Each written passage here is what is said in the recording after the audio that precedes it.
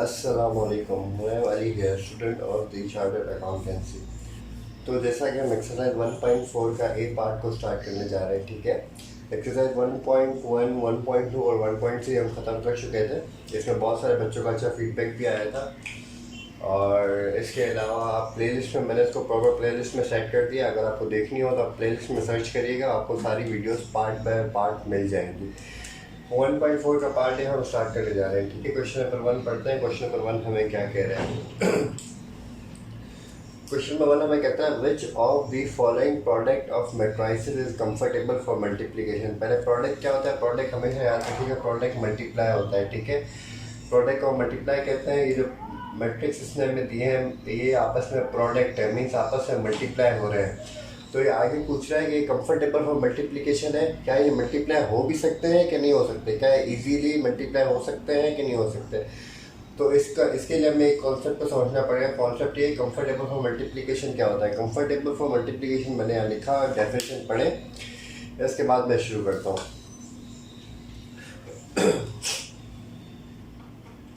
To matrices are said to be comfortable for multiplication, ठीक है, if number of column of first matrix is equal to number of rows of second matrix।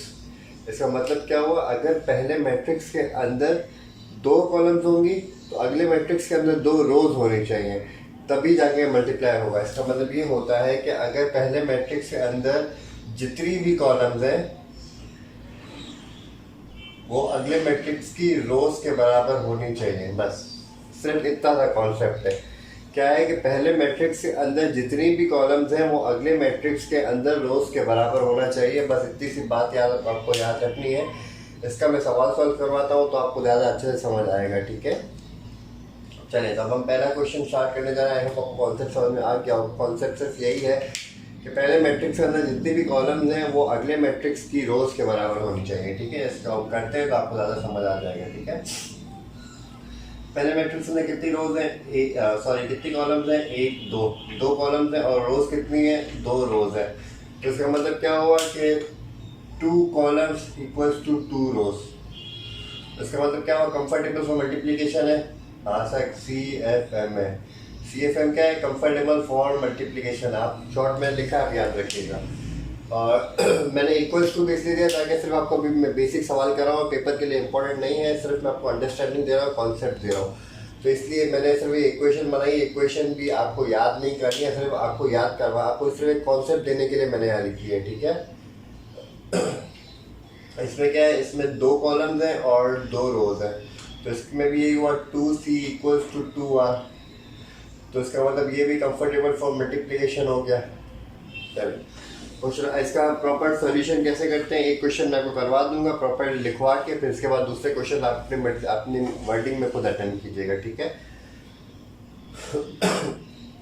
तीसरा, इसमें कितनी column है sir, इसमें तो 1 column है और रोज कितनी है, रोज 2 है।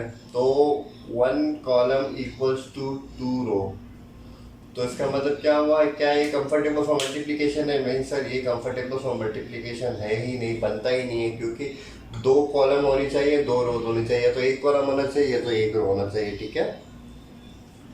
क्वेश्चन नंबर 4 हम अटेम्प्ट करते हैं। क्वेश्चन नंबर 4 में मैं इसको ज़्यादा ब्लैक से मार्क कर दूँ ताकि आपको बात याद आए, समझ आए, बिकॉज ऑफ दिस, ठीक है। इसमें कितना है, इसमें 2 कॉलम्स हैं और 2 रोज है। तो इसका ही मतलब हुआ 2C equals to 2R। CFM है जी सर, ये भी CFM है, कंफर्टेबल फॉर मल्टीप्लिकेशन है। इसमें कितनी है, 1 2 3 कॉलम है और 1 2 3 रोज है। 3 column 3 rows, comfortable for multiplication. Yes sir, comfortable for multiplication. अब क्या करना है, ये तो हमने सिर्फ वर्किंग कर लिया, हमने कॉन्सेप्ट समझा। अब मैं आपको इसके क्वेश्चन नंबर 5 का सोल्यूशन आंसर प्रॉपर लिख के बता देता हूँ ताकि आपको बात समझ आ जाए, ठीक है। मैं आपको यहाँ लिखता हूँ, आप सारे क्वेश्चंस का ऐसे ही करें, क्योंकि मैं सारा का नहीं करवा सकता, मेरे पास स्पेस का थोड़ा लैग करता है। तो इस वजह से मैं एक ही करवाऊँगा, बाकी ऐसे ही होंगे, बाकी सारे भी आप ऐसे ही देख लीजिएगा, ठीक है। दिस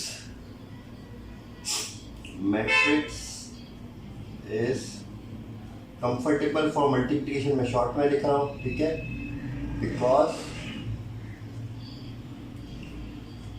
दी फर्स्ट मैट्रिक्स, ठीक है, फर्स्ट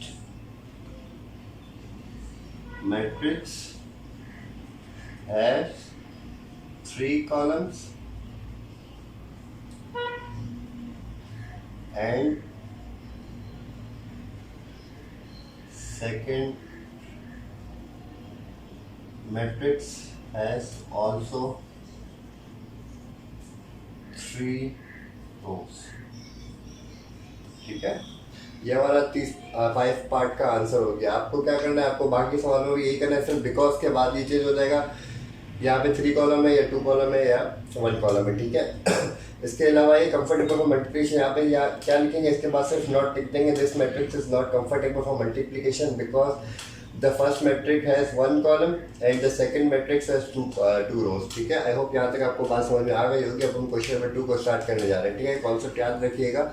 अब क्वेश्चन नंबर 2 हमें कहता है if a matrix B is equals to this and find A B और बी ए, ठीक है। ए भी फाइंड करना है और बी ए फाइंड करना है। इफ पॉसिबल अगर इसने बात करें तो हमें मतलब ये भी देखना पड़ेगा कि सी एफ एम वाली कंडीशन को पूरी कर रहा है, मतलब कि कंफर्टेबल फॉर मल्टीप्लिकेशन हो भी रहा है कि नहीं हो रहा, ठीक है। वो भी हम चेक करते जाएंगे बात पे, ठीक है। पहला पार्ट शुरू करते हैं ए इंटू बी, ठीक है।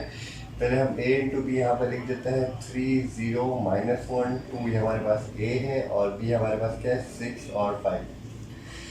तो क्या है, इसमें 1 2 कॉलम है और 2 रोज है, ठीक है। तो इसका मतलब क्या हुआ, सी एफ एम वाली कंडीशन पूरी कर रहा है, number of column equals number of रोज है।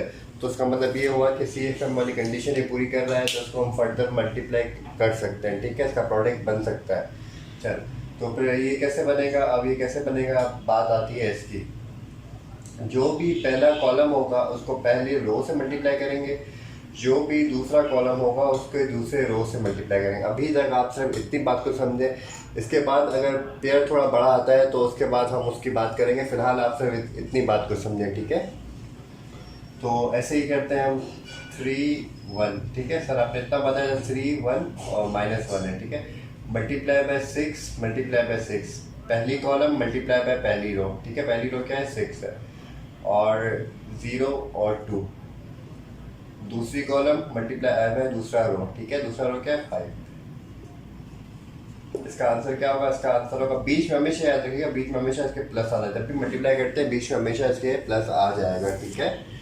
6 3 का 18 हो जाएगा, 18 प्लस 5 0 का 0 हो जाएगा, -1 मल्टीप्लाई बाय 6, तो क्या हो जाएगा 6 1 6 प्लस माइनस हो जाएगा। तो क्या होता है, ये -6 हो जाएगा, प्लस की साइन वैसे ही आ जाएगी और 2 5 10 हो जाएगा। अगर इसको फर्दर सॉल्व करने जाते हैं तो ये हो जाएगा 18 + 0 18 हो जाएगा और -6 और प्लस का 10 ये हमारे पास 4 हो जाएगा। इसका आंसर हमारे पास आ गया 18 4 आंसर इसका मैट्रिक्स का आंसर है, ठीक है। आई होप आपको यहाँ तक बात समझ में आ गई होगी। अब हम क्वेश्चन नंबर पार्ट 2 को डिस्कस करने जा रहे हैं। पार्ट 2 हमारे पास क्या है, बी ए, ठीक है। बी ए का वैल्यूज लिख देते हैं। बी ए क्या है, बी ए 6 5 है, 6 5। ए क्या है 3 0 -1 2। चल, इसमें कितनी कॉलम्स हैं, एक कॉलम है। क्या एक रो है, नहीं सर इसमें तो 2 रोज है। इसका मतलब क्या हुआ कि सी एफ एम वाली कंडीशन को ही पूरी नहीं कर रहा। रोज और कॉलम आपस में बराबर नहीं है, तो इट इज नॉट पॉसिबल, ठीक है। इट इज नॉट पॉसिबल आगे आप लिख देंगे because first matrix has 1 column and the other matrix has 2 rows, so it is not fulfilling the condition of comfortable for multiplication. अब हम क्वेश्चन नंबर 3 को start करने जा रहे हैं। आई होप ये क्वेश्चन नंबर 2 बहुत बेसिक सा था, आपको ये समझ आ गया होगा, ठीक है। क्वेश्चन नंबर 3 हमें कहता है फाइंड दी फॉलोइंग प्रोडक्ट्स, ठीक है। हमें प्रोडक्ट्स फाइंड करने का कहता है, जिसमें क्वेश्चन नंबर 1 मैंने लिख दिया है और इसमें प्रोडक्ट्स फाइंड करने की वजह से जो सी एफ एम वाली कंडीशन थी वो पूरी करने की कोई ज़रूरत तो नहीं है, लेकिन फिर भी हम करेंगे, हम कॉन्सेप्ट को रिवाइज करने के लिए ज़रूर करेंगे, ठीक है। सॉल्यूशन, और हम क्वेश्चन को नीचे उतार देंगे 1 2 4 0, ठीक है।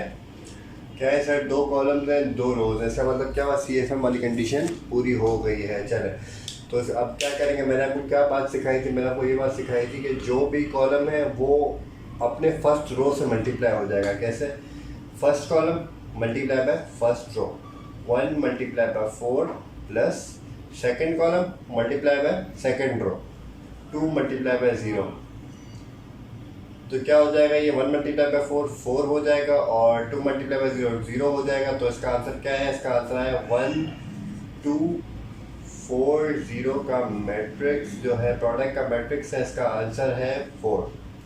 ठीक है, आई होप आपको यहाँ तक क्वेश्चन समझ आ गया होगा। क्वेश्चन नंबर 2 में भी यही सेम प्रोसेस करेंगे हम। पहले सोल्यूशन लिखेंगे, ठीक है, आप पूरा लिखा करें। 1 2 और 5 माइनस 4, ठीक है।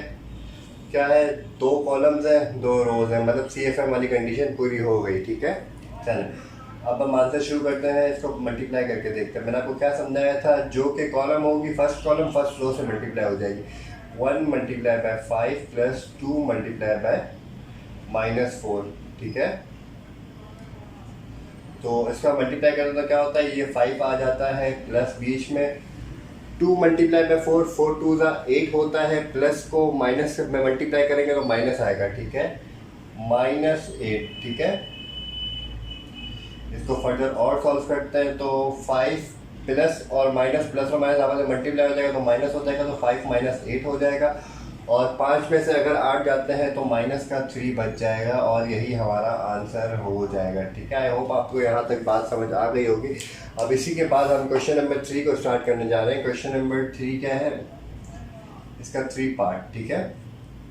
3 पार्ट है, -3 0 और 4 और 0, ठीक है, ये इसका 3 पार्ट है। सेम वही प्रोसेस है, 2 कॉलम्स है और 2 रोज है, CFM वाली कंडीशन पूरी हो गई है। ठीक है, सोल्यूशन हमने उतार दिया, -3 0 और 4 और 0, ठीक है। इनको आपस में अगर मैं मल्टीप्लाई करवाता हूँ तो -3 मल्टीप्लाई बाय 4 हो जाएगा प्लस 0 मल्टीप्लाई बाय 0 हो जाएगा।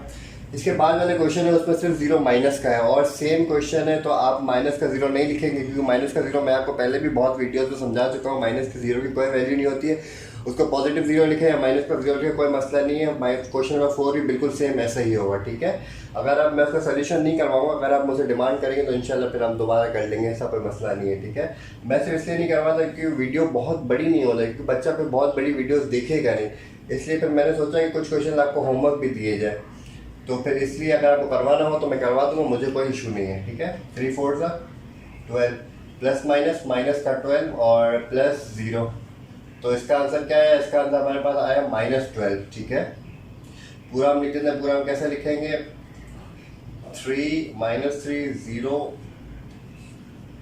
4 0 का मैट्रिक्स है, इसका जो प्रोडक्ट का मैट्रिक्स का आंसर है -12 आ गया। ठीक है, दिस इज आंसर। चल अब हम क्वेश्चन नंबर 5 को स्टार्ट करने जा रहे हैं। क्वेश्चन नंबर 5 अच्छा क्वेश्चन है, लेंथी क्वेश्चन है, इसको हम स्टार्ट करने जा रहे हैं। मैं सिर्फ बोर्ड को रब कर दूं, इसके बाद दोबारा क्वेश्चन नंबर 5 से मिलते हैं। चलिए जी, कॉन्सेप्ट को देखने के लिए क्वेश्चन नंबर 5 एक अच्छा क्वेश्चन है, इसको हम करके देख लेते हैं। पहले हम इस पर देखते हैं CFM वाली कंडीशन पूरी हो रही है कि नहीं, ये मल्टीप्लिकेशन कंफर्टेबल मल्टीप्लिकेशन है कि नहीं है।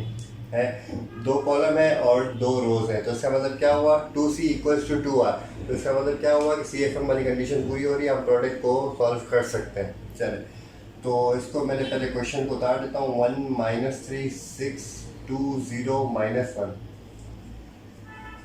4 0 4 0 और 5 -4, सारा क्वेश्चन वही है, सिर्फ इसमें ये जो चीज़ है ना, ये इसमें न्यू है। चल, जैसे हम क्वेश्चन करते आ रहे थे पहले वैसे कर लेते हैं, कि हम ये एज्यूम करेंगे कि यहाँ पर कुछ नहीं है। ठीक है, मैं आपको अभी ये बिठा देता हूँ ताकि आपको पहले बात समझ आ जाए मैं करवाना क्या चाह रहा हूँ। ठीक है, पहले हम एज्यूम करते हैं यहाँ कुछ भी नहीं है, यहाँ कुछ भी नहीं है, यहाँ भी कुछ नहीं है, तो पहले हम जैसे सॉल्व करते हैं तो वैसे ही सॉल्व कर लेते हैं। ठीक है, 1 multiply by 4 -3 multiply by 4 6 multiply by 4 plus plus plus 2 multiply by 0 और 0 मल्टीप्लाई बाय 0 -1 मल्टीप्लाई बाय 0। ठीक है, अब हमारे पास एक जो कॉलम है वो सॉल्व हो गया। इसके बाद क्या हमारे पास दूसरा कॉलम बच रहा है 5 -4, इसको भी तो कहीं ना कहीं तो सॉल्व करना है, कुछ ना कुछ तो करना होगा ना, तभी हमने दिए, तभी एग्जामिनर ने दिया है, तभी सवाल मौजूद है इसका। तो इसको सॉल्व करने के लिए हम अब इसको एक तरीके से हटा देंगे, इसको हटाएंगे तो फिर ये सॉल्व करना शुरू कर देंगे। इसको भी सेम एज इट वैसे उसी तरीके से सॉल्व करेंगे जिस तरीके से हमने 5 4 और 0 को किया है। अब हम इसी तरीके से 5 और -4 को करेंगे, ठीक है। आई होप आपको बात समझ में आ रही होगी। अगर आपको बात समझ में नहीं है आप कमेंट में सवाल पूछ लिया करें, ठीक है, कोई मसला नहीं है। तो अभी हमने क्या सोचा, अभी हम सोचा कि इसको 2 मिनट के लिए हटा देते हैं, कुछ भी नहीं है अभी 2 मिनट के लिए हमारे पास है 5 और -4 है, ठीक है। 1 -3 और 6, ठीक है, मल्टीप्लाई मल्टीप्लाई मल्टीप्लाई 5 5 और 5 प्लस प्लस प्लस, ठीक है, 2 0 और -1 2 0 -1 ये रहा, ठीक है, second column multiply multiply multiply और ये -4 -4 आई होप मैं मल्टीप्लाई कैसे कर रहा हूँ ये तो आपको पता ही होगा। ये चीज़ें मैं आपको बेसिक से करवाता आ रहा हूँ, ठीक है। अब देखिए क्या किया हमने, मैंने आपको सिर्फ समझाने के लिए पहले ये मिटाया फिर उसके बाद ये मिटा दिया, लेकिन आपको मिटाना नहीं, आपको सॉल्व वैसे ही करना है। सिर्फ आपको मिटाने का सिर्फ एक तरीका मैंने बता दिया, आपको ऐसे करना है, ठीक है। फिर आप ऐसे ही करिएगा तो आपको क्वेश्चन समझ में आ जाएगा, क्वेश्चन करने के लिए एलिजिबल हो जाएंगे, ठीक है।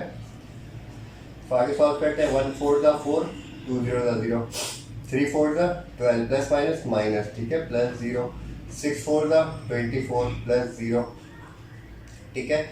1 5 5 प्लस 2 4 8 हो जाएगा, प्लस माइनस -8, ठीक है। 3 5 15 माइनस प्लस माइनस का 15, ठीक है, और इधर 0 हो जाएगा। और 6 5 30 होता है और प्लस माइनस माइनस प्लस हो जाएगा, तो 1 को 4 से मल्टीप्लाई करें तो 4 हो जाएगा, ठीक है। तो इसको हम फर्दर सॉल्व करते हैं तो ये हमारे पास इधर 4 हो जाएगा और इधर -12 हो जाएगा और इधर 24 हो जाएगा। और इधर माइनस के 8 में से अगर प्लस के 5 जाते हैं, मैं आपको यहाँ रख के बताता हूँ, माइनस के 8 में से अगर प्लस के 5 जाते हैं तो बड़े की साइड मैंने आपको पहले ही समझाया था, और प्लस माइनस माइनस हो जाएगा। 8 में से 5 गए तो 3 बच जाएंगे, ठीक है।